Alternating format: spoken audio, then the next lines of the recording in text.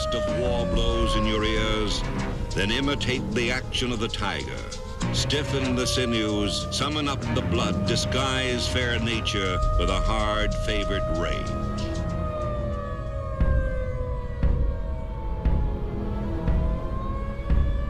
It's a man's game tonight now, you know that. Here we come. It's a man's game now. Are you afraid of the masked man? Has issued a tornado warning for. Here it comes! From downtown!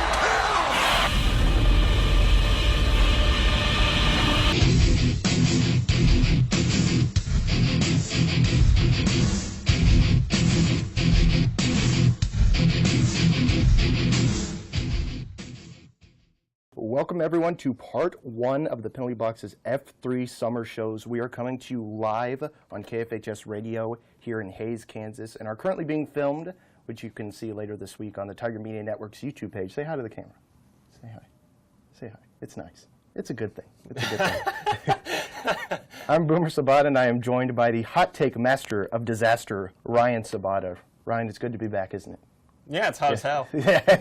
Finally, the Sabatas have come back home. All right, during the school year, we start each show with our Shock or Nah segment, but since it is our special summertime shows, we are bringing a new segment called Swipe Right, or Swipe Left or Right.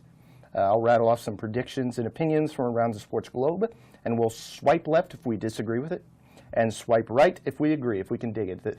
This is a little reference to a certain app that kids our age use. You know, I believe it's Christian Mingle.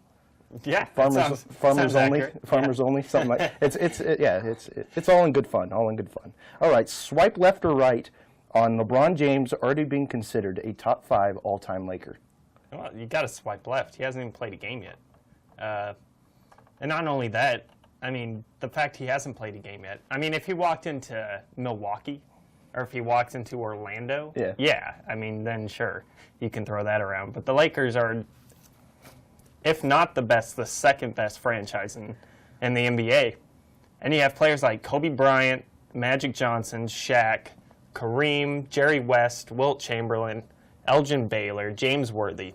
I mean, you have those 8 guys just right there who are pretty good Lakers.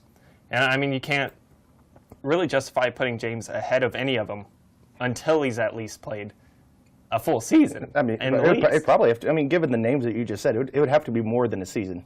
Yeah. I mean, he would have to. He has to put some championships up in them rafters. I mean, I don't know if this is the exact equivalent, but if Mike Trout went to a team like the Yankees or the Red Sox, and people were already considering him the best Yankee or Red Sox of all time, I mean, that's borderline. Insane. Borderline treason. It's borderline treason. That's right. I mean, yeah, it's one of those statements that you just can't really justify, like you said. It's something that Skip Bayless would say. Yeah. I don't mean to offend him, but it does. No, it's not something he would say. He hates LeBron. Oh, he hates LeBron. Oh wait, no, I'm thinking of Colin Cowherd. Colin Cowherd. Yeah, that's right. That's right. But yeah, you got to swipe left on this one. Okay, number 2 for swipe left or right. Current rosters for this year's MLB All-Star Game. I'm going to swipe left on this one. Swipe left? The first one is the most questionable, is how the hell did Michael Brantley get in? And he got ahead of Giancarlo Stanton. And the argument is Giancarlo's DH, and you have J.D. Martinez and Cruz in front of him. But Giancarlo plays the outfield. I mean, let's not kid ourselves. And Michael Brantley's stats so far this year, he's got a 304 average, which isn't terrible, with a 350 on base. But he's got a .7 WAR. .7, not even 1. So he's not even a game better than your average player right now. As for Giancarlo, he's hitting a below excellent 269 average, a 340 on base. He gets walked a lot. Of course, he's got the high 514 slugging, 22 homers, 52 RBIs, but he's also rocking a 2.6 WAR too. So he's 2 games better than Michael Brantley is, and somehow he's on the final ballot but he's fighting for a way in, and I don't understand that one. Also, Blake Snell. Yeah, somehow. that's. I've been waiting for you to say that name. We talked about borderline trees and stuff. This is just ridiculous. This is a snub of all snubs. It has to be. This is just. And he's not even on the final vote. Yeah, it's insane. 12-4, 209 ERA, playing for the god-awful Rays franchise, I should say, because the Rays are actually third in the AL East and above 500 by 3 games. But yeah, he's got a 4.4 WAR. And somehow he's not in. Yeah. I don't understand. And Blake Trahan, reliever out of Oakland, made it, but they couldn't make room for Blake Snell. Yeah, that's 2.09 ERA. He's first. This was at the time that the All-Star selections were made. 2.09 ERA, first in the American League, 12 wins, second in the American League, and a opposing batting average of .183, which was third. Do the players vote for the pitchers? I'm not sure how that goes, because the fans don't vote for pitchers in the All-Star game. Is it the players, or is it a certain committee? I think it's the writers. It's the right. Oh, yeah, that explains a lot. Yeah. Yeah, that's horrible. I mean, that's. I feel bad for them because, like you said, the Rays are just a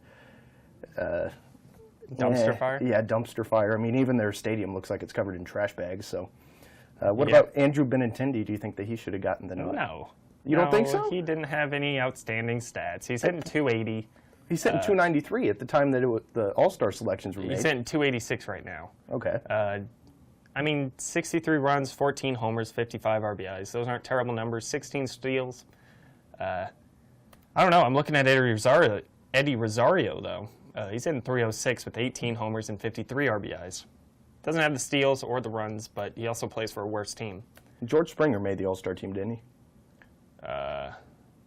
No, I don't think so. Okay, he didn't make it. Okay, yeah. Well, I don't know. He might be on the final vote or something like that, because they were saying that Andrew Benintendi is better than George Springer in average on-base percentage and slugging, but Benintendi didn't make it, but Springer did. I don't know if that's... Springer did. Springer made it. Mitch Haniger made it. Okay. Shin-Soo Choo made it ahead of Giancarlo Stanton. And Gene Segura is another one for me. Yep, I believe he got. Bring him up. You're hitting. I mean, at the time of the selections, 330. He's hitting 333 now. 333. I mean, I realize that with the MLB, it's becoming more about the home runs, but what kind of a message are you sending to the youngins and the fans all around the world when somebody's hitting 333 now, and he doesn't make the All-Star team? Well, it's a tough race. I mean, you have Carlos Correa. Well, I guess Correa didn't make it. Manny Machado is the starting shortstop.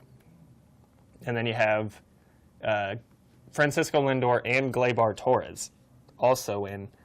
It sucks for Segura. I mean, God, he's had the worst luck in his career. He got hit in the head multiple times while in Milwaukee, one of them in the dugout. And then he's played for the D-backs for like half a year, and then he got traded to Seattle where, I mean, he's producing like he always has, but he just hasn't caught any breaks recently. It's not like he's hitting 302 or 304. I mean, he's hitting 333. That's up there. That is an insanely impressive average. And I don't know, maybe I'm just not a fan of this whole home run revolution, I guess. I like when a man can hit the ball. I'm a Pete Rose guy, you know what I'm saying? Yeah, it's because you can never hit anything when you played. Well, yeah, that's true, too. I hit a triple once. I remember. All right, number 3 for swipe left or right. Remember, swipe left if we disagree, swipe right if we agree. A reference to ChristianMingle.com. Top 5 Madden 19 rookie ratings. Quentin Nelson was the highest rated rookie. He's a left guard for the Colts. 83 overall. What do you think about that? I swipe left. It's a pretty bold move considering that's also the highest rated rookie ever in Madden games.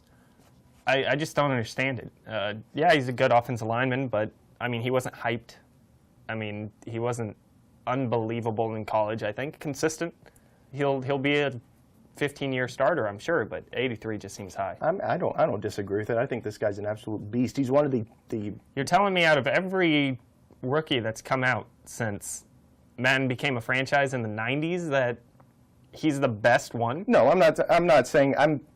You could go back and say some rookies should have been rated higher, but I think him being rated 83 isn't bad. I think the fact that he's the highest rated rookie in Madden history is a little surprising, but that's not his fault. That's Madden's fault.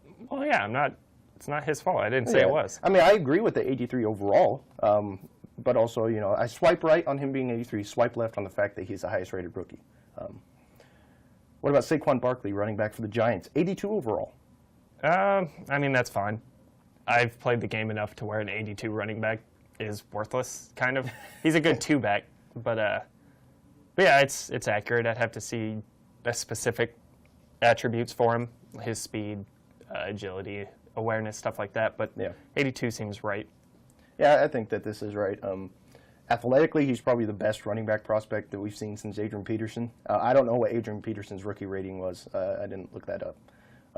But yeah, I can agree with this. And I'm surprised. An 82 overall running back can't get the job done for you? In Madden? No. Come on, It man. doesn't take you to championships. I disagree. You got Le'Veon What Bell, if you Gurley, got- and Zeke sitting there. If you got two Saquon Barkleys, that's better than having a Le'Veon Bell and then some Yahoo. No, it's not. Le'Veon Bell No. could get hurt, cowboy. No. All right, Baker Mayfield, quarterback for the Browns. 81 overall. And his accuracy, I believe it's accuracy, and I think he's the highest rated in accuracy in Madden history for rookie quarterbacks. So do you swipe left or right on that one? I mean, yeah. I don't remember what Andrew Luck's was, but it seems right. I'd like to have my quarterbacks rated higher in these games just because it makes them me.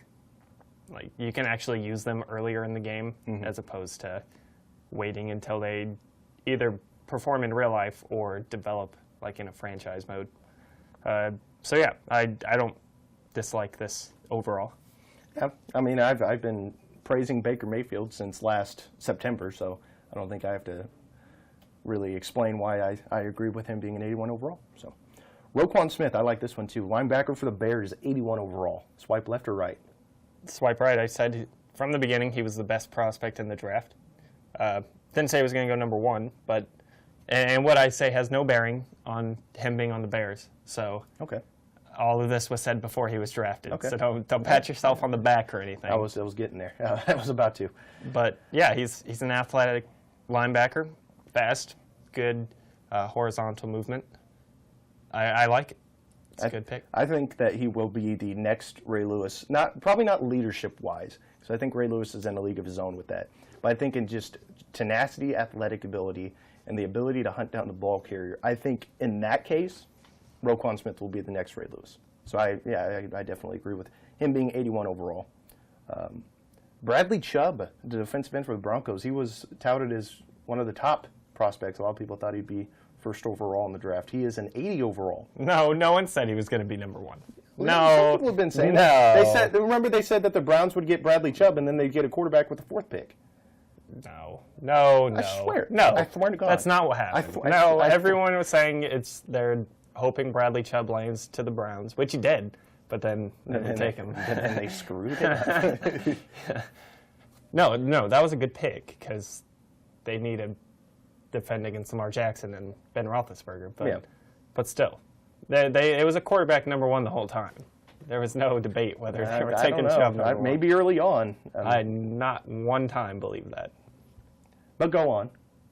Oh, yeah. Naysayer. Yeah, it's a good pick. Second best defensive prospect, I thought, in the draft. Skipped a pick, I guess. Everyone thought 4. He went 5, so. Yeah. I'm going to swipe left on this, not because of I think he's low. I think he should be the highest ranked defensive player. I think he should be at least an 82. Because I think coming into this season, because you got Roquan Smith has some injury problems, I think that he's going in, Bradley Smith looks better. He's the better prospect than Roquan Smith. Just this year, I think next 10 seasons it'll be neck and neck for both of them. So, but I think right now, I think Bradley Chubb is probably the better prospect than Roquan Smith, but just by 1 point overall. So, any others who should have been in the top 5? I thought Josh Rosen. Josh Rosen. And why is that, Ryan? Well, he's the most NFL-ready quarterback in the draft, which generally translates to higher overall in the game. I'm surprised you didn't say Sam Darnold. Oh, yeah, Sam Darnold. No. He's the most pro-ready. No, He's the guy. I mean, I would go. Yeah, I'd go Barkley, Mayfield, Smith, Chubb, Rosen. Quentin Nelson, I don't think should be anywhere near that high. I think 80 would be right for Nelson. He's a I'd beast. say 80. I'd say 81 for Rosen as well. So I think that's a missed opportunity. Huh. All right, well, let's move on to MLB talk. That was a fun segment. Baseball.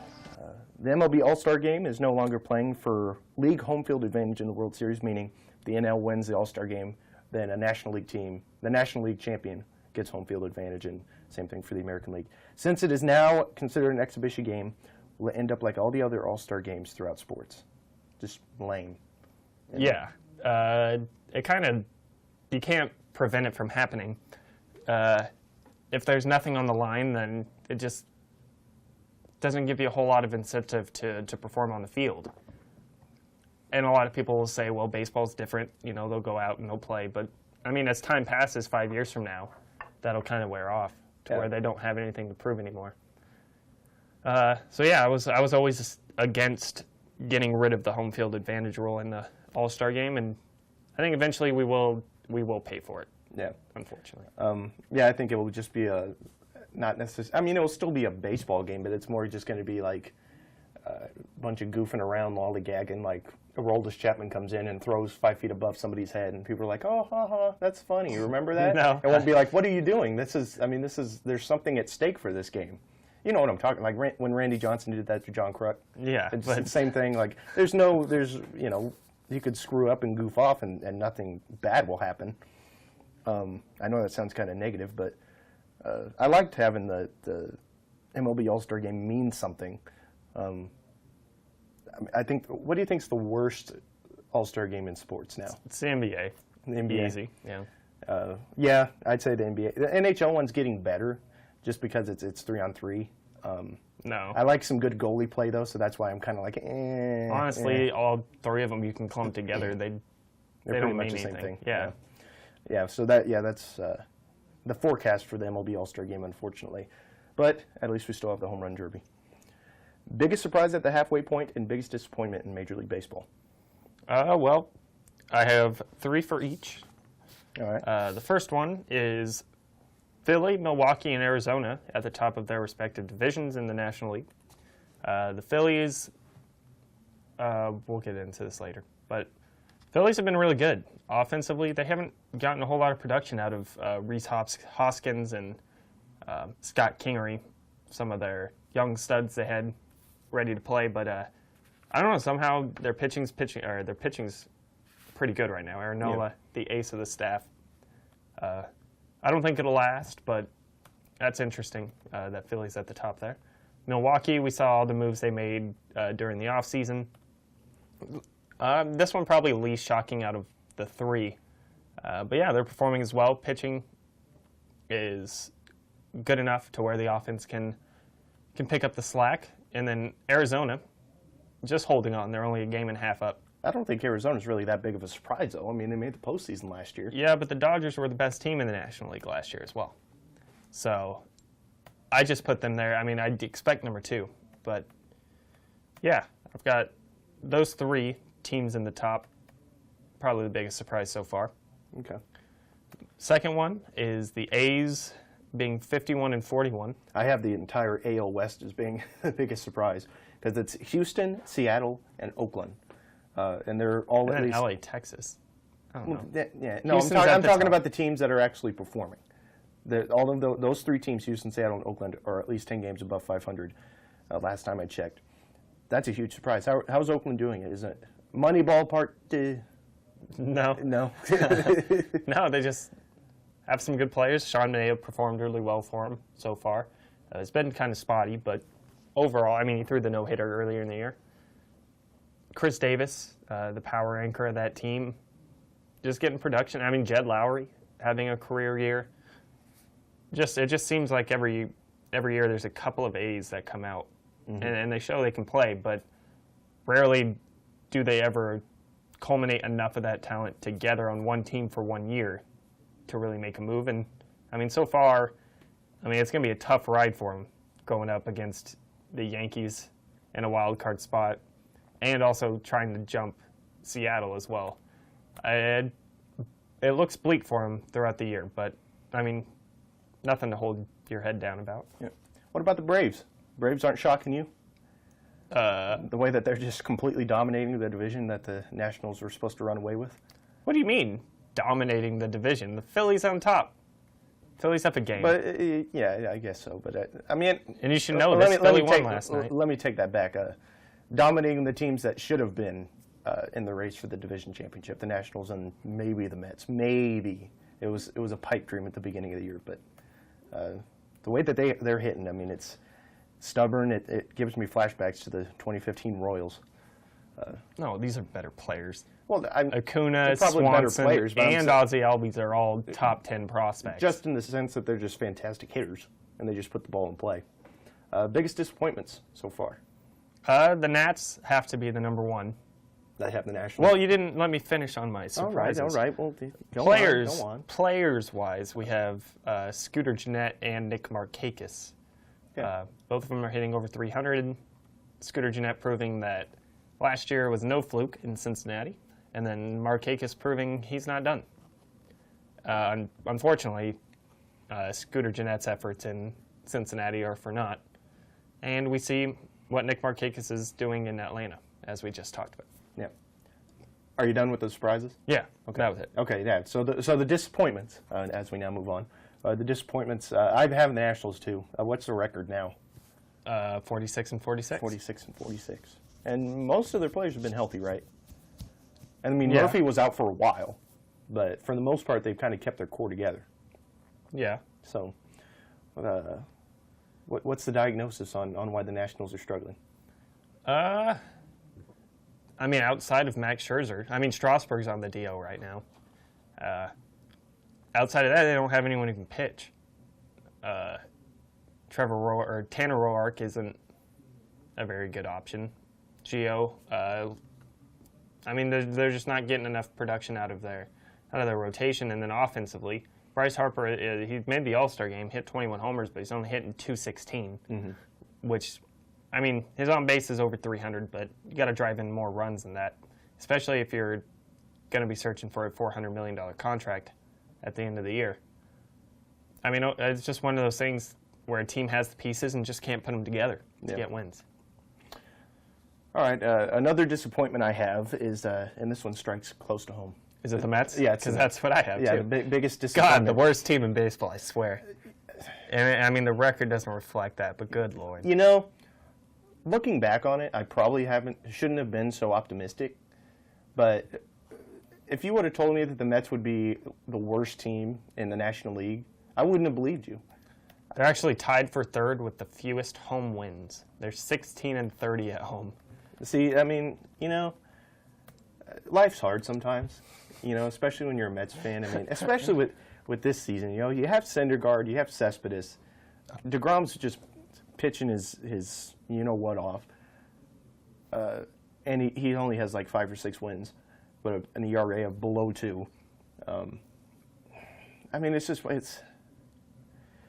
mean, I've had to go through a lot of seasons with the Mets, and this is probably one of the most depressing ones. Probably because it happened so early, and they had such a hot start. They gave you a month. That's more than enough. Now it's just like, you know, what do we do now? Well, yeah, and it doesn't get better because it's like smashing an Operation board game with a sledgehammer and then being like, I'm going to get the funny bone. Got to be careful. That's pretty much what it's like right now with the Mets. Like, they're broken and they're trash. Complete disarray. Yeah. It's just... That's fact. All right. Red Sox DH. Not done. Okay, you're not done yet. Okay. I talked about Harper already. Okay. Also, Cody Bellinger as well. Okay. He's another one. He's got the power numbers, but his average and on base not where it was last year. And probably because of that, the Dodgers are behind the Diamondbacks in the division. He started out a lot colder than he is right now, but from the NL rookie home run record holder, just expect a little more offensive production for a World Series team. Now I'm done. Now you're done. Okay. Yeah. Okay. Red Sox DH JD Martinez is near or at the top of each major hitting statistic this season: home runs, RBIs, and batting average. Do you think he will win the rare Triple Crown? No, I do not. Now, if I would have said DH JD Martinez, would your answer have been different instead of Red Sox DH? No. I'm looking at the home runs. He's only up 3 on Ramirez and Judge and Mike Trout. Let's see. RBIs. He's up 12 on Mitch Haniger. So he might have the RBIs put away. But then we go to average. He's not even number 1 in average anymore. Mookie Betts is. No. And then Jose Altuve. So good luck beating Altuve in average as the season gets into the dog days of August. But yeah, I'd expect he's probably going to win in RBIs. That's a given. I don't think he's going to win in homers or average, to be honest. I think. Who do you think is going to beat him in home runs? Aaron Judge. Oh, of course. Yeah. He's hot. He's hot right now. And then in average, I think Altuve, Segura, Trout. I mean, all these guys are more consistent average hitters. Can do more than just hit home runs. And yeah, JD Martinez hitting 331. So yeah, he can do more than that. But it's a little fluky, I feel like. He had a lot to prove at the beginning of the season, having not signed a contract till February. So yeah, he's having a good year, but Triple Crown though. He's not Miguel Cabrera. I think he has a better chance than Miguel Cabrera in the sense that Miguel Cabrera did it. Miguel Cabrera did it going into the All-Star break in 2012. Miguel Cabrera played third base for 154 games. Not the most physically demanding position in baseball, but I mean, I played a little third base myself for about 6 games, so I know how tough it can be when they put me out there. So I think Martinez is being a DH. I think he has it's all he has to worry about, so I think he has a better chance for the rest of the season than Miguel Cabrera did. Now, if we say who's the better hitter of all, I wouldn't say of all time, but right now, you compare the 2 seasons, I mean, I'd still probably go with Miguel Cabrera because that 2012 season was just unreal. Okay. You know what I'm saying? Yeah. You picking up when I'm throwing out there? I'm jiving. You jiving? I'm jiving. All right. All right, MLB playoff predictions. I believe the statistical year got halfway through July 1st or July 2nd, so for the second half, it should be exciting, should be fun, especially with the trade deadline looming. Let's start off with who do you have in the AL wildcard game?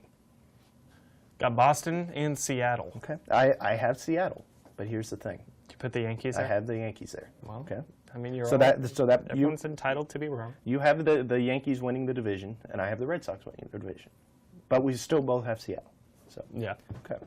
So who do you have as your 2 and 3 seeds in the American League? I got the Stros number 2. Okay. And I've got Cleveland number 3. Okay. I also have that. So that's good. That's good. This is constructive. This is because the American League is garbage. Yeah. All right. So who do you have winning the American League wildcard game and going on to face the 1 seed? I got Boston. Okay, you got Boston. So we both have Boston versus New York. Yes. Okay. In the ALDS. Mm-hmm. Okay. Who do you have winning the ALDSs? I have the Yankees beating Boston, obviously. Okay.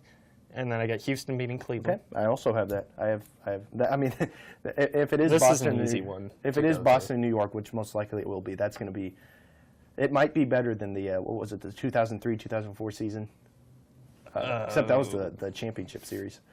Yeah. I think it would be better than that, to be honest. Be good baseball, that's for sure. All right, so we both have the Yankees and we both have Houston. So who's going to be the American League champions? I got Yankees. Okay. I also have the Yankees being American League champions. See, I'm showing a little love. Yeah, but why? It'd be nice if you return the favor sometimes. Well, what do you want me to say? That the Mets are not going to lose 100 games this year because they are. Just say something like Boomer Sooner every now and again, or hey, how about them Bears? Huh? No, they're looking good. I'm not apologizing, nor am I going to.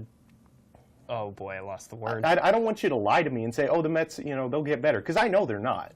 I mean, don't lie to me. But you know what? I mean, it would be nice to throw a little respect on my name. I'm not appeasing you. Like what you're saying is completely logical sense.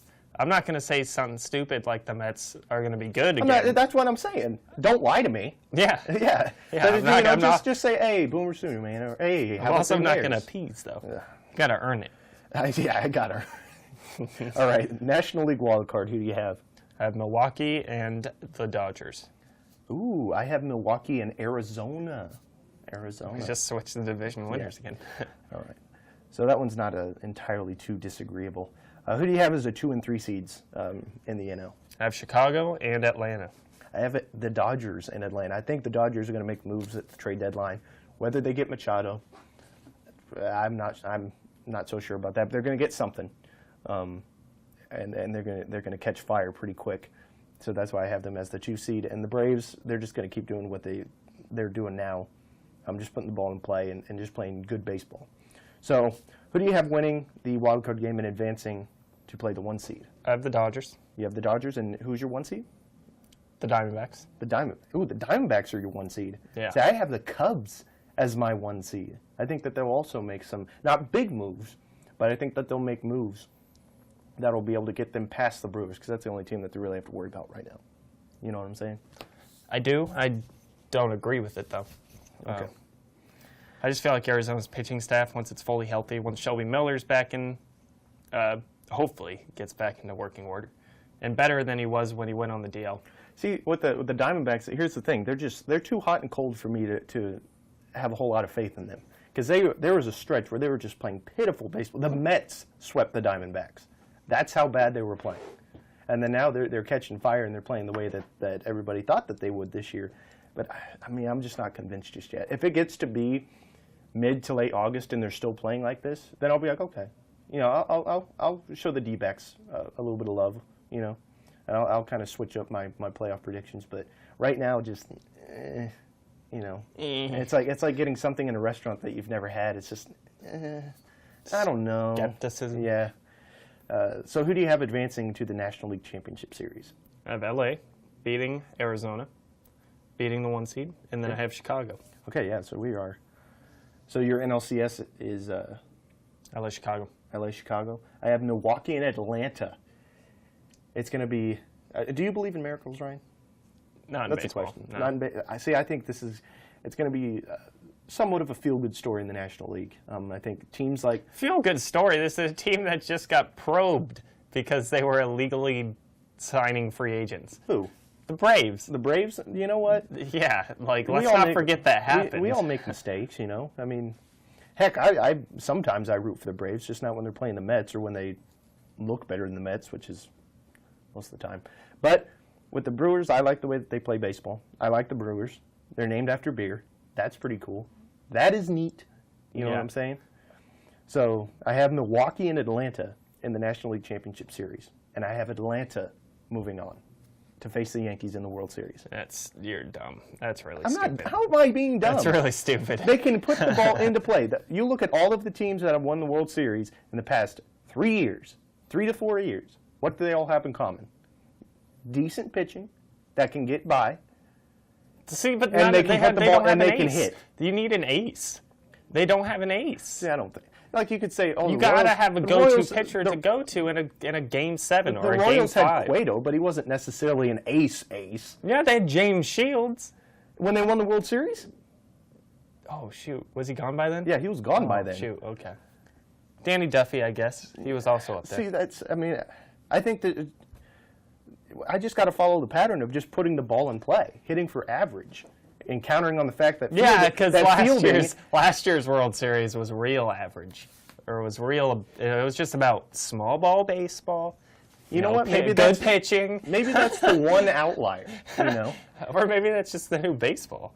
no, I think what Atlanta's going to do is they're going to put the ball in play, like I've said 5 times already, and they're going to counter on the fact that MLB fielding has gone down. People aren't focusing on fielding. I don't know how many errors there have been so far this season, but I'm pretty sure it is too damn high. But I think that the fact that people can't field as well anymore, and Atlanta's going to keep feeding them opportunities to make errors, I think that's why they're going to be able to keep advancing. And so, yeah, that's why. I disagree wholeheartedly, but yeah, I have them in the playoffs, so I guess Anything's possible. All right, so who do you have winning the World Series? I've got the Yankees. I've got the Yankees, too. I'm waving the white flag. The white flag. For how long? I've been saying it since October. Yeah, I've been saying it since October. Yeah, I'm waving the white flag. I'm saying that the Yankees are going to win the World Series. Let's hear it from the Yankees fan. Why the Yankees are going to win it all. Well, they have the best offense in baseball. It's better than Boston. We're talking about, you want to go head-to-head positions, we can do that with Boston. Okay. We have Gary Sanchez, who is better than anything Boston has. We have, at first, kind of goes, we have Greg Bird, they have Mitch Moreland. Moreland, I guess, is an all-star, so they can have him. At second base, you have whoever the hell Boston's throwing out there, or Gleyber Torres, all-star Gleyber Torres. So, yeah, that goes to the Yankees. That's 2-1. Shortstop, you have Didi or Xander Bogaerts. And me, personally, I'm taking Didi. He's got the power.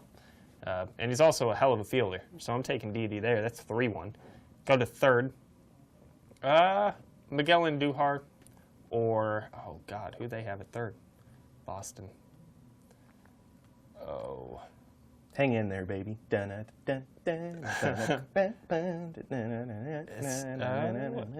Devers.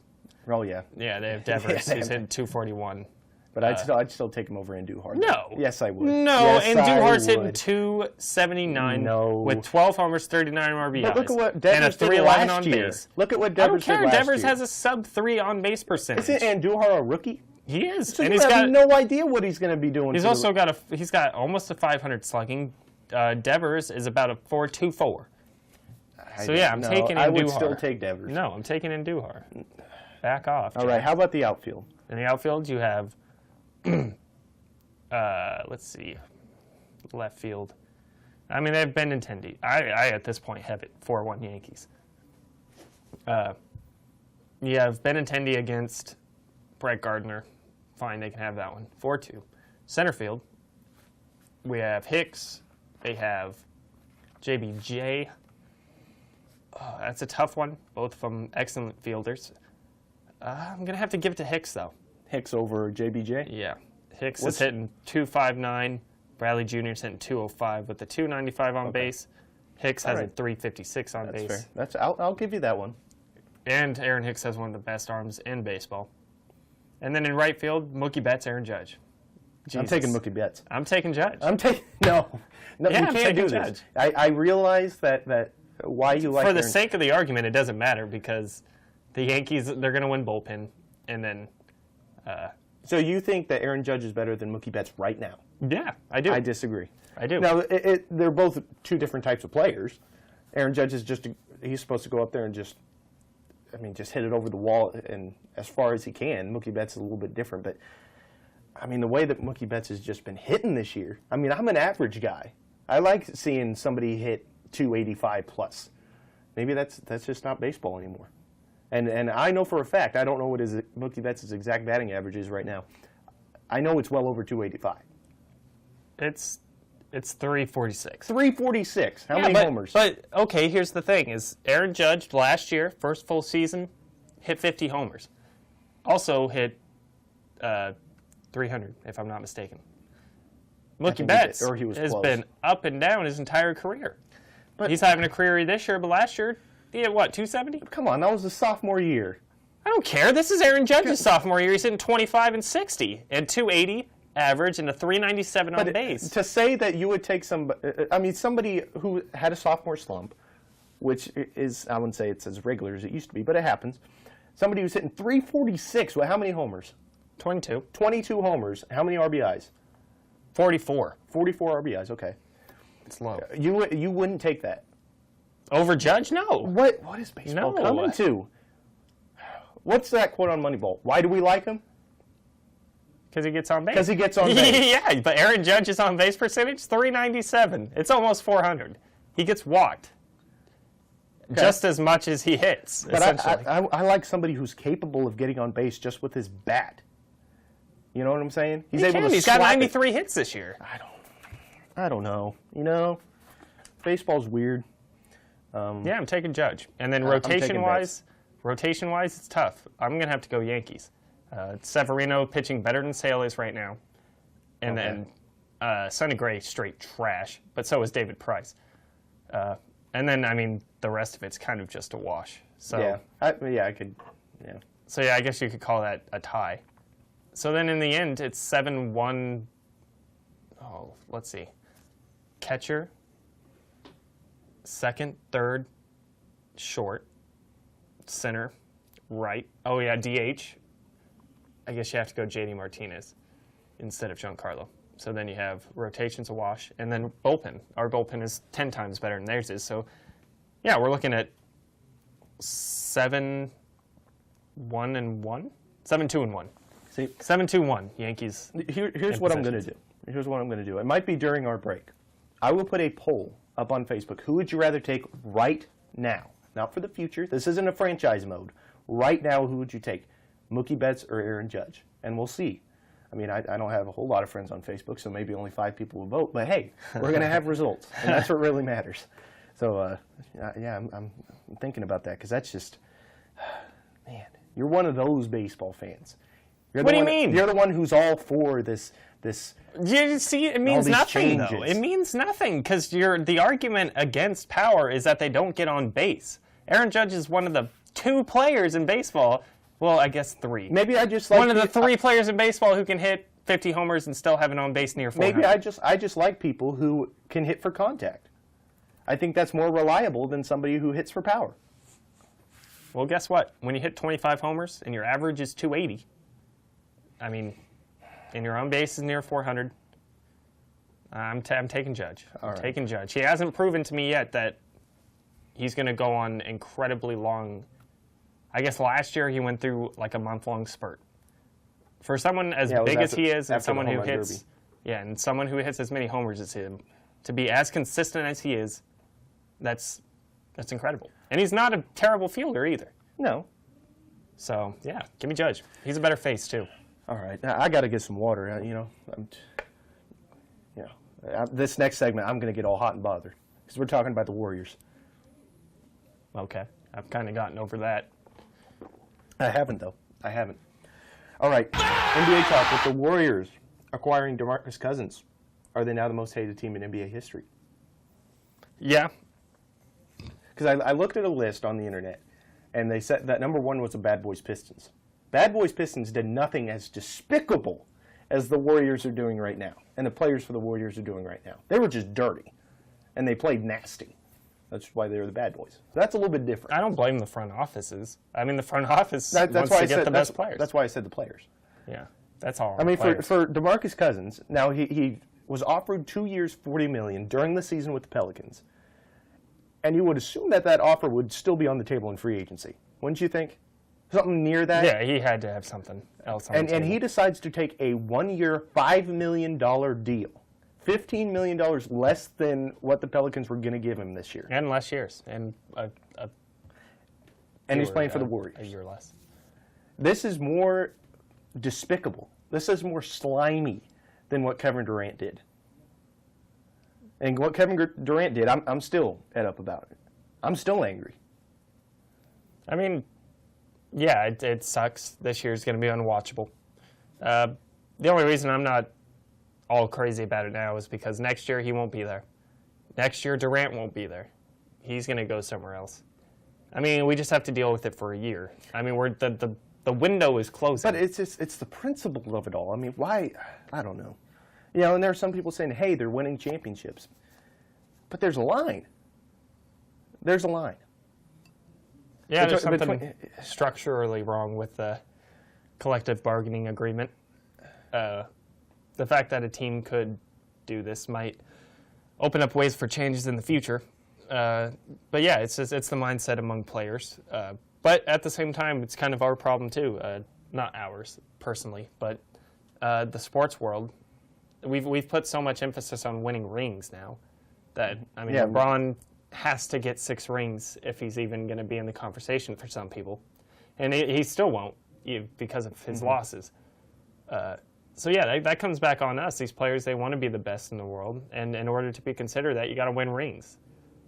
But I think even with what they're doing, if DeMarcus Cousins wins a championship this year. But Cousins, come on, he hasn't been to the playoffs in his life. So? Not once. He could have gone to Houston. He scored like 14,000 points, and But he decides. So still he hasn't decides been. he hasn't been to the There playoffs are in his worse life. players So this he, could have been. he decides to go to the Warriors. yeah, I mean, from his perspective, it actually makes sense. To take a massive pay cut and go to the Warriors. He's got a plan. I mean, it makes sense. He's going to a place he doesn't even have to play, and he's going to get a ring. And yeah, it's an Achilles injury, pretty serious. He's a big guy, so there's nothing guaranteed on the front that he'll be nearly as productive as he was before. But yeah, he's just, God, he's stung. He's been with sucky teams for how long? It could have been worse. It could have been worse players. The Pelicans made the playoffs. He would have been on that team if his Achilles didn't snap. Yeah. Technically, that's playoffs. Yeah, but for how long? Like, you're not winning anything in New Orleans. He could have went to the Lakers because the Lakers haven't proven anything with LeBron. This is what I don't like, is when people compare LeBron's Miami Heat to the Warriors now. Oh, they're the same thing. No, they're not. LeBron, Dwayne Wade, and Chris Bosh all went to the Heat at the same time. They had no idea what was going to happen. They could have went 20 games below 500. They didn't know.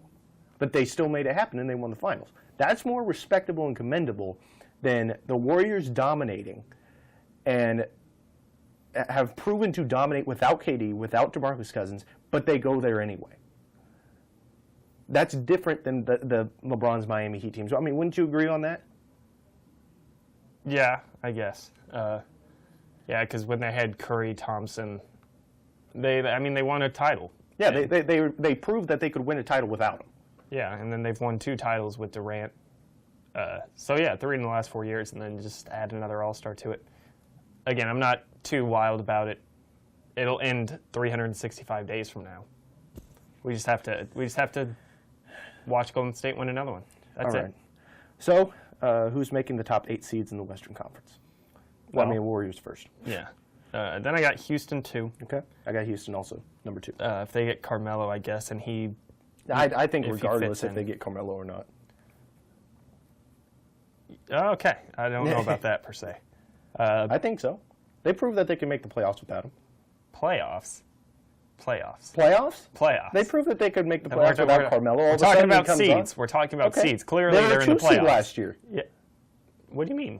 Houston. Houston was the 1 seed. Okay, yeah, even better. They were the 1 seed. Yeah, but that took a lot. That took an MVP season out of Harden. So, I mean, if you... I got them 2, but it's not a strong 2. Okay. It's not a strong 2. Okay. I got Portland 3. Oh, you got Portland at 3. Wow. I do. You're really believing in them. I will give them this. They do play some tough basketball. Well, yeah, Damian Lillard's probably the 2nd best point guard in the league, behind Kyrie. And, I mean, they got pieces. They got McCollum. Yeah, I think they'll make it 3. Honestly, looking at it, the West is not that good. I mean, probably compared to the West, but... Compared to the East, you mean? Yeah. Compared to the East. Yeah. But at the same time, it's just Golden State's above everyone else so far. 4, I have LA, the Lakers. I have the Lakers at number 4 also. They don't have anything with James yet. Oh, I forgot to say who my 3 seed was, the Jazz. Jazz my 3 seed. Jesus. That's way high. I think they're going to use the momentum that they got last year in the postseason and bring that forth for the whole season. And that's a little high. But yeah, LA. Yeah, Lakers. We can agree on the Lakers being at number 4. It's going to take some time to mesh.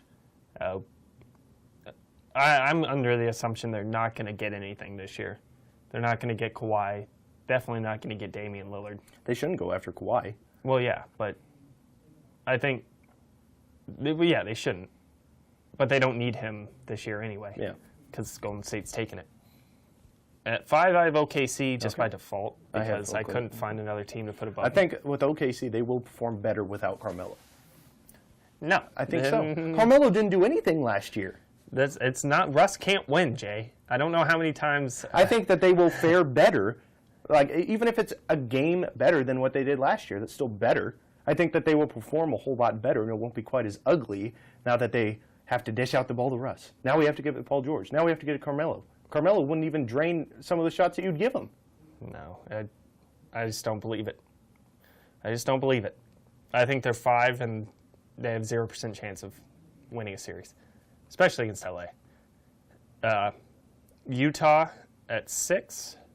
I think, yeah, they play good defense. Yeah, I have Grayson Allen. I have the Trailblazers at number 6. But you did bring up a good point. I've been kind of undermining them, maybe because I'm scared of them, the way that they play. Portland? Yeah. So, yeah, we have Jazz and Trailblazers just switched. I have the Jazz at 3, Trailblazers at 6. And you have the same thing. Yeah. Or not the same thing, but just reverse. So, yeah. All right, number 7. Number 7, I have Denver.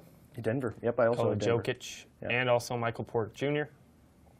They were almost in last year, but just missed out. I think this year they'll make it. They'll make it work.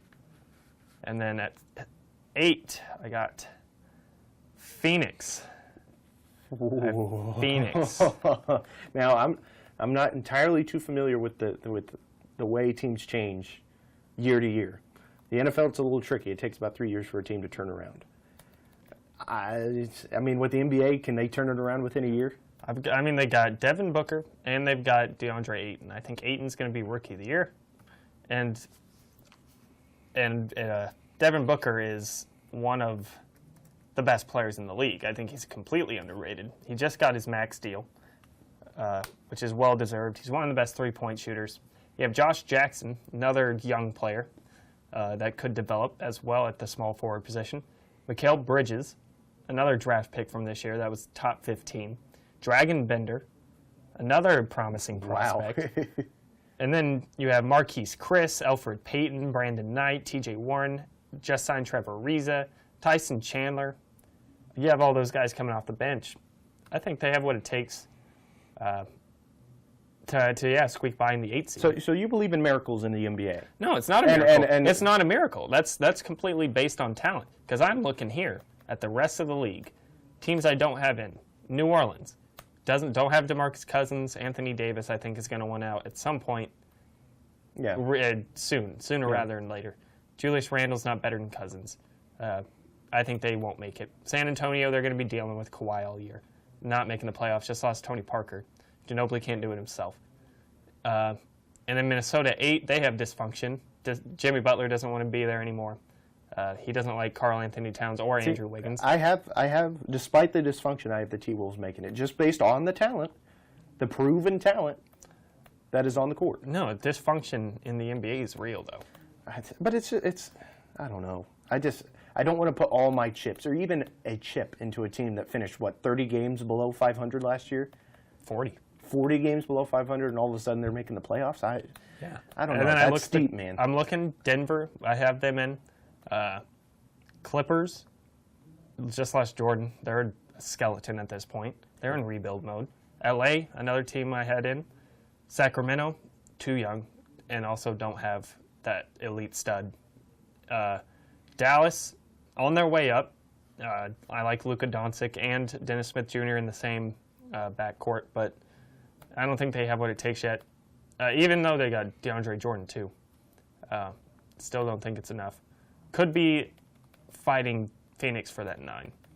And then Memphis sucks. And then Phoenix. So, I don't know, that's man. the way it looks. I like your candor, but that's just too big of a bet. That's like 500 to 1, man. That's fine. With the Western To Conference, make the playoffs, it's 500 to 1? No. It's like one of those bets. Like, oh, here's the bet. The odds are 500 to 1. It's like, man, come on, I can't do it. It's too steep for me. I'm out. Shark Tank. I'm aware of the reference. Yeah. With the Western Conference heavily outgunning the East, should the NBA consider reformatting the playoffs? No. Because then in time, it's going to balance itself out. DeMarcus Cousins, But regardless, that the 16 best teams would be making it. No. Because then you mesh it together, it just doesn't. In theory, yeah, that would work for every sport, to have the best 16. But in the end, I like East-West. I like the way that is. All right. Which NBA rookie will make the biggest impact this season? I have DeAndre Ayton. I mentioned that earlier. And then Luka Doncic. I have Luka Doncic. I think that he'll be the biggest impact. And then Michael Porter Jr. for Denver. I think with Doncic and the Mavs, they won't make the playoffs, but they'll be kind of like the Nuggets were last year. Like, they'll be that close. And I think him being under Dirk Nowitzki's wing can be nothing else but beneficial for him. So, all right, well, we are going to take our first break here. Here are some of the hits from the voice of 1,000 Angels, Michael Bolton. You're listening to the Penalty Box Sports Show here on KFHS Radio.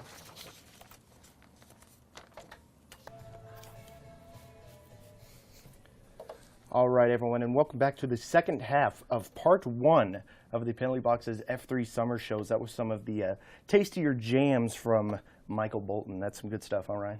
Yeah. Just you didn't have an intro, though, for the second half. For the second half? No, well, you know, halftime. I guess they can make intros for the second half, but I think Michael Bolton, that's enough, man. Mm-hmm. I'd like to run it onto the field with Michael Bolton playing. I wouldn't mind that. Come on, man. Okay. Show him a little bit of Fine, love. whatever. All right. Whatever. All right, yeah. Ah. And now that we're off the soul train with Michael Bolton, let's get to some NHL talk. On a scale of 1 to 10, what is the likelihood of the Capitals repeating as Stanley Cup champions? Honestly, I have it at a 3. Wait, you have it at a 3? I do. I have it at a 3. Really? Yeah. I was skeptical about putting it any higher than 3, to be honest. Repeating in hockey is the hardest thing. I think, yeah, the hardest thing to do is go back-to-back Stanley Cup champions. That's the hardest thing to do in sports. Yeah, and I mean, you got Pittsburgh and Tampa, who are both, I mean, Pittsburgh got Kucherov, re-signed for 8 years at a relatively cheap rate. And then Pittsburgh, both powerhouses in the East. And then they'll fight Washington tooth and nail throughout the year. You also have Philadelphia and New Jersey, both young teams, and both of them made the playoffs last year. Mm-hmm. So we've seen what young teams do to Washington. They just wear them down. Mm-hmm. And that's what Philly and New Jersey are likely going to do. And then you also have Toronto, who got John Tavares, one of the best centers in the league, to pair him with Austin Matthews, Nylander, if they can get him re-signed. A lot of talent on that Toronto team that just last year went 7 games with the Caps in the first round. So bleak, very bleak for the Caps, unfortunately. Yeah. But, I mean, there's still a chance. They'll be a playoff team, I think, for sure. There's no team. I mean, you're looking at the teams that didn't make the playoffs last year. Florida, no real improvement. Carolina, not a whole lot there. Islanders just lost Tavares. Rangers, if they land Erik Karlsson, maybe. Detroit, not enough there. Montreal's given up. Ottawa, they're going to have to give away Karlsson. Yeah. And then Buffalo, who, I mean, they have Eichel. They have a chance to maybe get better. But I think the 8 teams that they had in the playoffs this year are the 8 teams we'll see next year, too. Yeah. I mean, at least you got the 1. That's pretty nice. Yeah. I wonder what that's like. You never have one. All right, you talked about Erik Karlsson just a little bit. Where in the hell is Senator defenseman Erik Karlsson going to go this offseason, if he's going to go anywhere? I've got Vegas. I also have Vegas. Twice they've had a deal. Why fist bump? Because we've agreed on 2 things in hockey. We've agreed on multiple things throughout the night, But this is hockey, man. Come on. I guess. Wonder Twin Powers activated. Come on. All right, so why do you have the Golden Knights getting this star defenseman? Twice Vegas has actually had deals in place to get Karlsson. They just fell through. He definitely doesn't want to stay in Ottawa, which is why Ottawa gave him the option to talk with teams about contracts. Tampa, they're out of it, even though it was reported they were trying. I mean, Dallas has come close. And, I mean, you talk about the Rangers. Their name is in that hat as well. And the Islanders, I guess, too. But I just got Vegas. I just think that's something that's been foreseen for a while. That it's too obvious. Not going to go out on a huge limb. I'm saying Vegas. Yeah. And, they want to prove that last year wasn't a fluke. I mean, it's kind of hard to say that what they did last year was a fluke. But the West not looking as solid as the East is, in my opinion. You know, you have Winnipeg, you have Nashville. After that, it's just kind of like, okay, you know, how are these teams going to perform? I mean, I think Vegas, it'll be both Vegas and Nashville will be the two contenders for the West next year. And I think Vegas will kind of look at themselves and say, okay, we've lost some players, but how can we make sure we get past Nashville, get Erik Karlsson? Yeah. So, all right. Which offseason acquisition is juicier than it may seem in the NHL? I've got Ilya Kovalchuk signing with LA. This is a player, he was one of the best in the league when he first got drafted back in 2001. He led the league in goals in 2003, 2004. I mean, we're talking 14 years ago. But he had 52. I mean, he's got 328 goals in 594 games. He's a point-per-game player. He spent a lot of time, 5 years in Russia after he left mysteriously from New Jersey in the middle, or just at the beginning of a lucrative contract. Yeah. He's going to a Kings team that has one of the best defensive players in the league in Drew Doughty, and then also one of the best goalies in Jonathan Quick. They need offense. They need explosive. Kovalchuk's 35 now. He's not going to be explosive, but he's going to be an ice general. He's going to be what Jaromir Jagr was at age 40. Yeah, he's going to put up goals, and that's something the Kings need. Kopitar and Jeff Carter can't just do it themselves. And they've got some other guys. They got Toffoli. He's an up-and-comer as well. The Kings are interesting. The last few years, they've been on the edge of the playoffs. I think Kovalchuk probably puts them over the edge. Okay. I have two goalies I think are juicy acquisitions. Jonathan Bernier to the Red Wings. Red Wings. Good Lord. They've been. What? I think that this kind of puts a little bit of stability in the goalie position for the Red Wings. No. I think so. He was 19-13 with a goals against average of 2.85 and a save percentage of .913. No. Okay, No. come on. You're saying if you're a Red Wings fan and how hot and cold they've been at the goalie position, and you get somebody like Jonathan Bernier, you're not going to be. I'm not getting excited about a backup goalie. He's not a backup Especially goalie. when your team sucks as it is. It's not like this is I a think playoff team that needed a goalie. At least this gives you some stability at a position that's been quite stability? unstable. At what point in Bernier's career has he ever had stability? Last year, I would take then again, I'm a Blues fan, but 19-13 with a goals against average of 2.85, that's not bad. I take that, especially if I was a Red Wings. You said that we're tanking. Okay, just give me somebody who's got a. Yeah, but you're looking at juicy. You don't get a juicy signing for a team that's going to finish with a top 5 pick in next year's draft. I think that it is juicy. It may not be a double quarter pounder, but it's still a cheeseburger. No, I just. The other goalie I have is goalie Carter Hutton to the Sabres. Can you agree with this one? No, I can't. Really? I can't. 17-7. You're talking 17-7, and he wasn't a backup. He was not a backup. At the end of the year, he was a starter. Jake Allen was the backup. No. He was 17-7 with a goals against average of 2.09 and a save percentage of .931. This happens a lot with goalies. It's I don't know how. Frederick Anderson, Bernier. Oh, who are some other ones? Steve Mason is another one.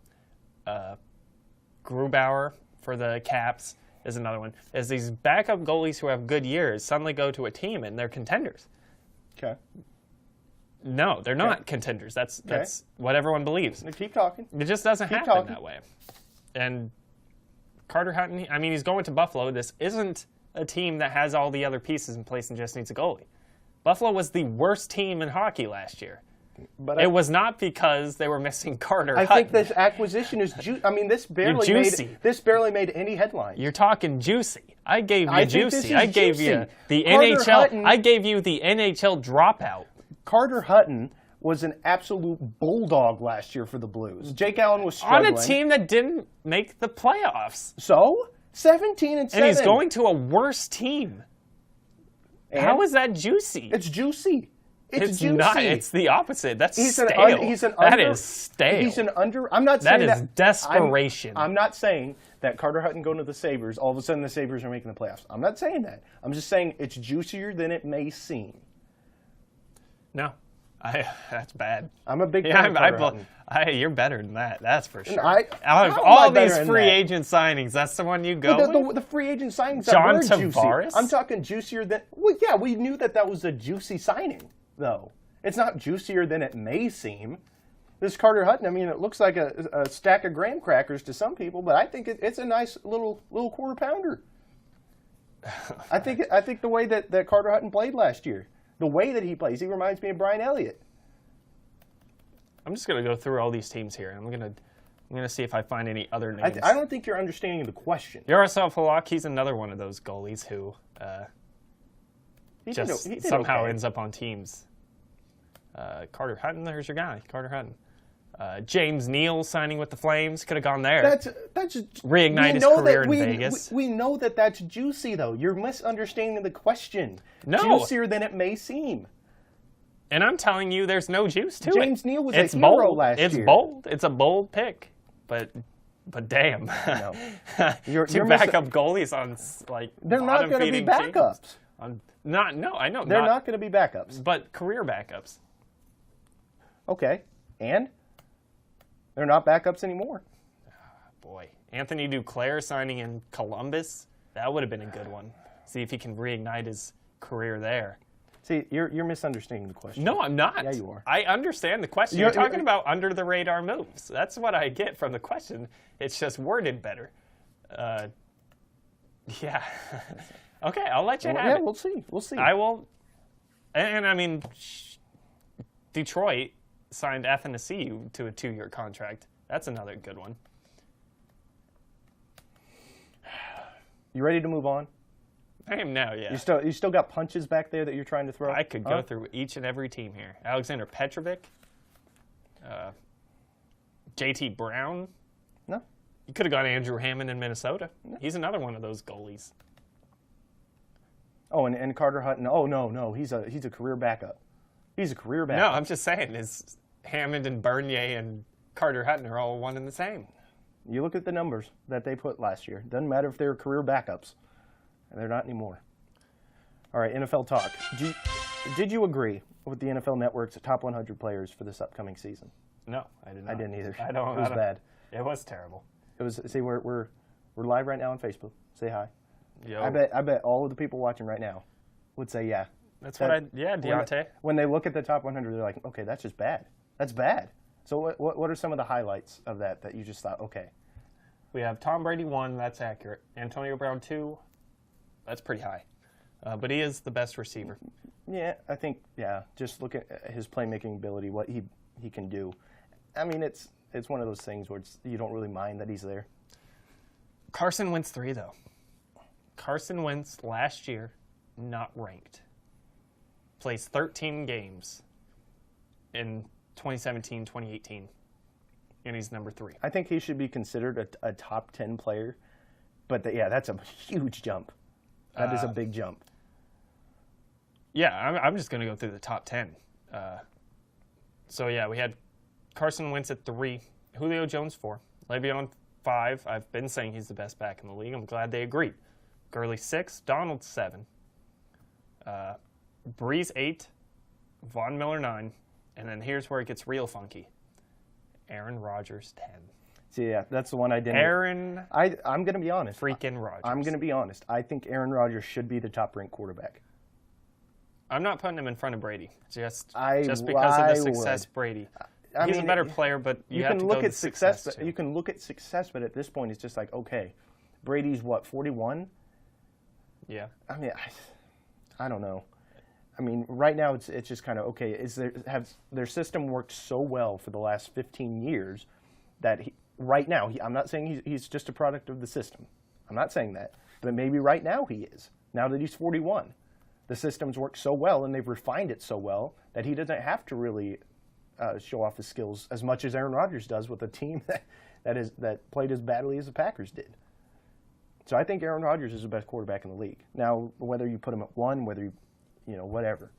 But I'd have to go with Aaron Rodgers. I'd go Brady, Rodgers, Brown. That would be the top 3. Okay. I think. But then we're not done. We're not done yet. We get to number 11, Russell Wilson. That's accurate. I think he is a top 5 quarterback in the league. Luke Kuechly, DeAndre Hopkins, We get to 14. Calais Campbell. Jesus. Went from 83 to 14. That's a high jump. He's an older player. I don't like that one. Then we have 15. We have Gronk, and you don't like that one. I do. No, I don't. I find it putrid, and I honestly think Gronk shouldn't be in the top 50. I believe that Gronk should not be a top 50 player. Because and me and Deontay, our former colleague, shout out to him. We were just talking. Bill Parcells always said the best ability is availability. Does Gronk have that? No, recently he has. No, exactly. So why should he be in the top 50? Hey, this is voted on by the players. His last full season was in 2011. I get that he might be one of the more dominating athletes in the NFL, but so is J.J. Watt. J.J. Watt barely ever plays. So does Gronk. So I think that's way overrated. It's just the fact, right now it's the fact that he's Gronk, that he's being ranked so high. Yeah, that's fine. I don't have a problem with that one as much as you do. We got Clomax 16. That's pretty low. Yeah. Jalen Ramsey 17. That's an interesting one. According to this, he's the best corner in the league. That's 2 Jaguars also in the top 20. Big Ben 18, Everson Griffin 19, Kamara 20. We could go through the whole list, really. But just, out of that top 20, I have a problem with one. I guess you could consider it all of the top 10 since Rodgers deserves to be higher. Mm-hmm. And then Calais Campbell 14, way high. Khalil Mack should be higher. Definitely better than Calais Campbell. And I think just a lot of misplaced parts. Yeah. A lot of misplaced pieces. Did you know Alex Smith didn't even make the list? He shouldn't. Oh, come on. He was 81st last year. And he had a career year, and all of a sudden you're not going to put him in the list? I guess that makes sense. Yeah. I mean, you could say, he shouldn't be, but the fact that he was 81st last year, has a career year, and all of a sudden he's not in it, that just, that doesn't make no sense. 81st, you said? Yeah, he was 81st last year. Well, that just means 19 players got better. But Alex Smith just had a career year. It doesn't matter if he doesn't play for the Chiefs anymore. 19 players got better in career years, I guess. I find that very hard to believe. And also, Andrew Norwell, All-Pro offensive lineman, doesn't make the list. Didn't make the list? Didn't make the list at all. Didn't make the list. The disrespect towards the offensive lineman is tremendous. Yeah, that's bad. I mean, there are a few. Odell 77. That's pretty low. Cam Chancellor's on the list, and he's not even playing. It's a shame. It is. Yeah. But, that was, I think they made that before he announced his retirement. So, yeah. All right. The NFC North was ranked number 1 at the quarterback position. Now, Ryan, I know you love Aaron Rodgers, and I expressed some feelings of respect towards Aaron Rodgers in the last question. But do you think the division as a whole is strongest at QB? No, I don't have it won. I also think it's not the strongest. Which division do you think is the strongest? The NFC West. NFC West. Yes. Let's look at the NFC West. In the NFC West, you have Russell Wilson, who is, in my opinion, a top 5 quarterback. You also have Jared Goff, who, if last year was his rookie year, he would have won Rookie of the Year, I think. Mm-hmm. Then you also have Jimmy Garoppolo for the 49ers. Saw what he could do last year. Hasn't lost a game as a starter in San Fran. So it's another good option there. And then also you go with the rookie Josh Rosen, who is I've said it multiple times, most NFL-ready rookie, potentially Rookie of the Year. I think, that 1 through 4, I take any of those quarterbacks. Then you go to the NFC North. You have Aaron Rodgers, who is the best quarterback, arguably. Then you have Kirk Cousins, who has been consistent, not outstanding, probably not a top 10 quarterback, but consistent. Probably, I'd put him at maybe 11 or 12. So he's close, and he's consistent, but he's not. So I wouldn't get him into that threshold just yet. Yeah, and then you have Matthew Stafford, who's a gunner, but he can't really win. He hasn't won in Detroit, really. Well, that's not entirely his fault, but I mean, I can kind of get what you're saying. And then yeah, Trubisky. Trubisky. Still not proven. Still not proven. It's his second year. Yeah, that's Bust. I'm telling you. No. Hey. That's for the next segment, all right? Don't get me all hot and bothered. Oh, that's not a part of the next. No, segment. yeah, I'm just saying. Don't be trying to make some hot takes now. I think the NFC South is the best at quarterback. You got Matt AFC Ryan. South? AFC South? NFC South. Oh. NFC. Yeah, I have NFC. I have Facebook. I have NFC South. I have it third. Yeah. Matt Ryan, Cam Newton, Drew Brees, Jameis Winston. But Matt Ryan, Cam Newton, and Drew Brees. That's the best. That's a good 1, 2, 3. And then Jameis. Yeah, there's Jameis, which, it's hot and cold, really. I think having them ranked third, because it was the NFC North, then it was the NFC West, and then third. I mean, you're disrespecting Drew Brees, you're disrespecting Cam Newton. No, I'm not. No, I'm not saying you. I'm saying it was NFL.com that published it, and then Matt Ryan. That's a tad bit disrespectful. You know what I'm saying? Yeah, I guess. Okay. No, it's not disrespectful. It's not, because, I have the NFC North still ranked higher than the NFC I wouldn't South. believe that. I think that Aaron Rodgers is probably the biggest superstar 1, 2, 3. to come out of that division. The 1 through 3 for the NFC North is Aaron Rodgers, Kirk Cousins, and then Stafford. You would say that is better than Matt Ryan, Cam Newton, and Drew Brees. Yeah, I would. Oh, no. I would say Matt Ryan and Matthew Stafford are essentially the same. No. Yeah, they are. They're not. They're gunners. They're not. They're both gunners. Matt Ryan took his team to a Super Bowl. Yeah, but in terms of they're the same player, same player. Same type of player. Okay. Yeah. That's what I'm saying. Okay. Breeze compared with Cousins, then. Yeah, Breeze is better. Yeah. But we're talking which one is stronger at quarterback, and I'm thinking a little long term here as well. I think Cousins obviously will be in the league longer. Will he make the playoffs in Minnesota? Maybe. Most likely, depending on how long he's there. But yeah, Breeze is the better quarterback at this moment. And then you have Rodgers over Cam. Or I guess you could put Breeze against Rodgers. Breeze against Rodgers. You got to go Rodgers. And then Cam versus Cousins. You go consistency or inconsistency? I'm going Cam on that one. Okay. But it's tough. It's tough. It's 2 and 3. It's not like either one of them's number 1. There's room for... I think the NFC West isn't the best. I'd put them at number 2. Just because of Goff and Wilson. Not Jay. Oh, yeah, and Jimmy G. Not JG. Yeah, Jimmy G. And Josh Rosen coming in. It's still, the number still 10 unproven, pick. though. Still unproven. Maybe at the end of the season, but still, it's just, he's just a rookie. We haven't even, preseason hasn't even Jameis Winston started hasn't proven anything. But He's been in the league for 3 or 4 years. But the 1 through 3 for the NFC South is strong.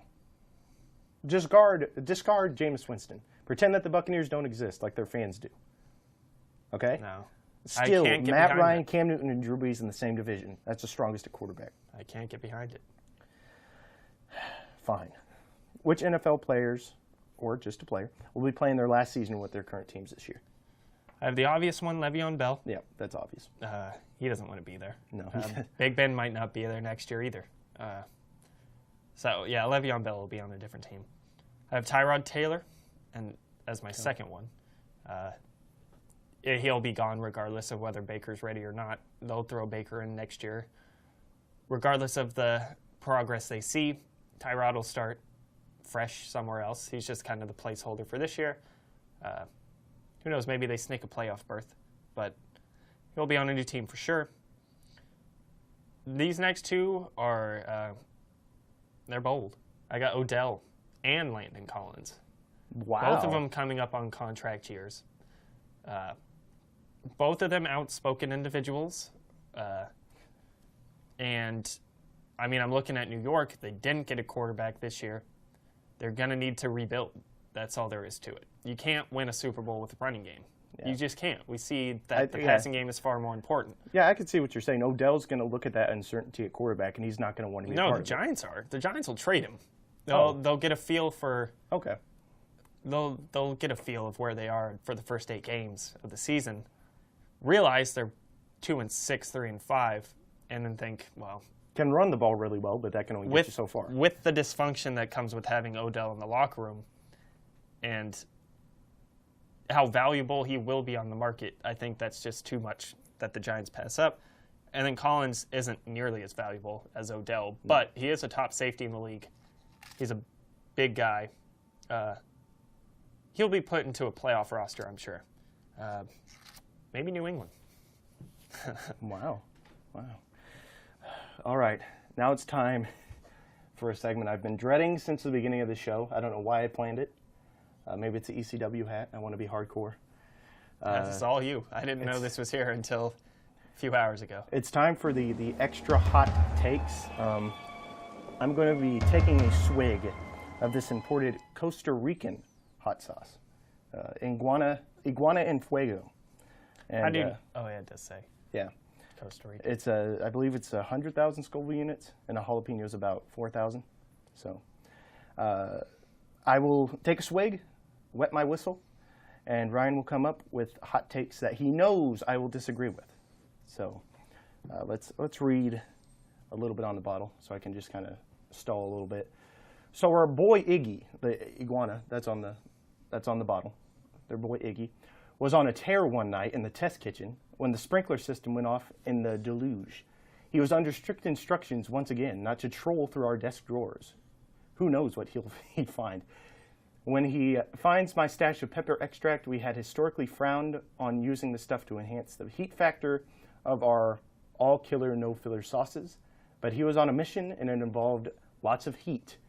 But in support of the maleficent... Let's get to it. Okay. The fans don't want to hear you read the backstory of the iguana on the bottle. They want that damn sauce down your throat. Shake Well, this is not a toy, nor a Harriskin product. Used only under adult supervision. Okay. I'm an adult, so I say it's okay. All right. I am opening the bottle for the people listening on the radio. Just like in surgery, just like You wanna smell it? I'm good right now. Prefer my nose not run on camera. Okay.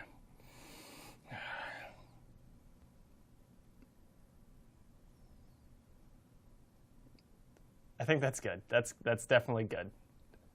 Yeah, that should definitely work. Honestly.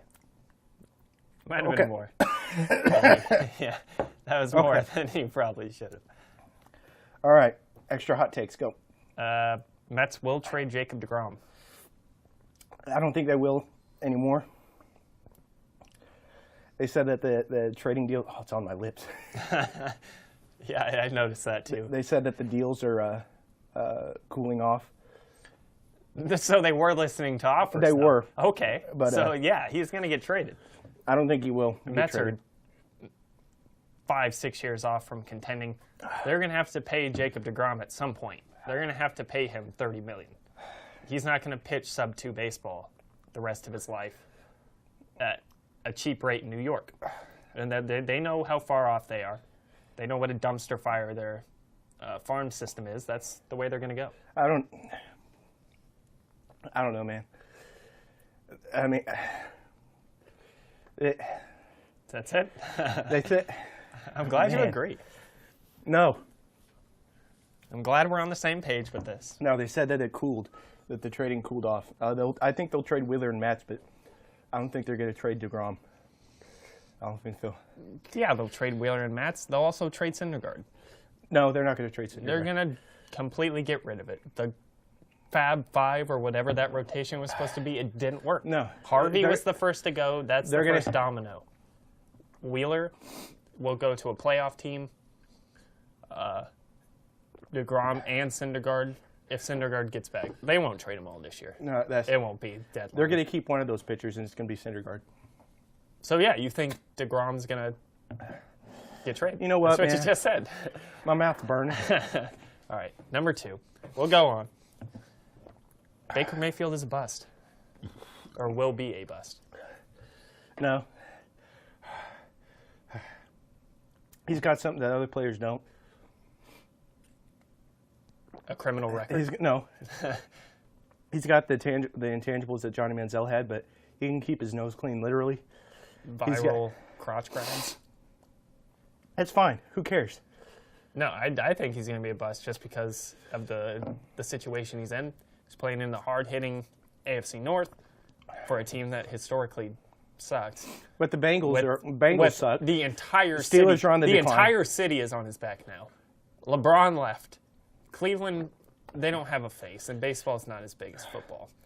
And so, yeah, Baker is now... Steelers are on the decline. Big Ben's leaving. Le'Veon Bell's leaving. Bengals suck. Ravens will be the only ones who compete with them, Lamar Jackson.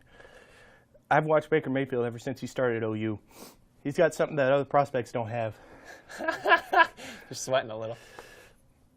I believe in this guy. Okay. All right. So I think, I think people are being disrespectful. I'm mad at Colin Cowherd for trying to smear him on the herd. That was a fun interview to watch, though. I respected both. Colin had him on the show. He knew Baker was going to have hard feelings. And Colin asked him the questions, the hardball questions, and Baker didn't give him any runaround answers. Baker went right at the answer, and it knocked Colin back a little. I think this is something that the Browns need too. The quarterbacks that they've had in the past, they don't have that tenacity and that attitude that Baker Mayfield has. Yeah, but what you do in an interview is different than... No, I'm saying especially what he does on the field, too.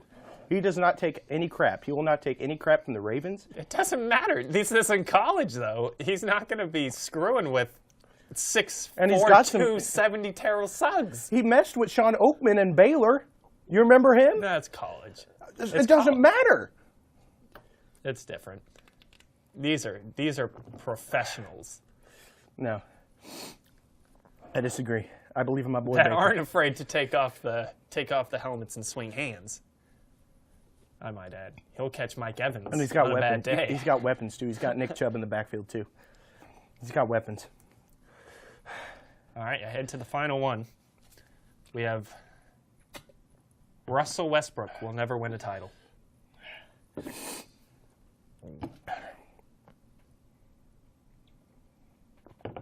Right now with the scape and the way that the NBA, the Western Conference is, I'd be one to say that. But LeBron's not going to be in the league forever. Golden State Warriors aren't going to be where they are forever. Do you think Russ will be where he is forever? Yeah. You think he's OKC for life? Yeah. I think so. And that's his downfall.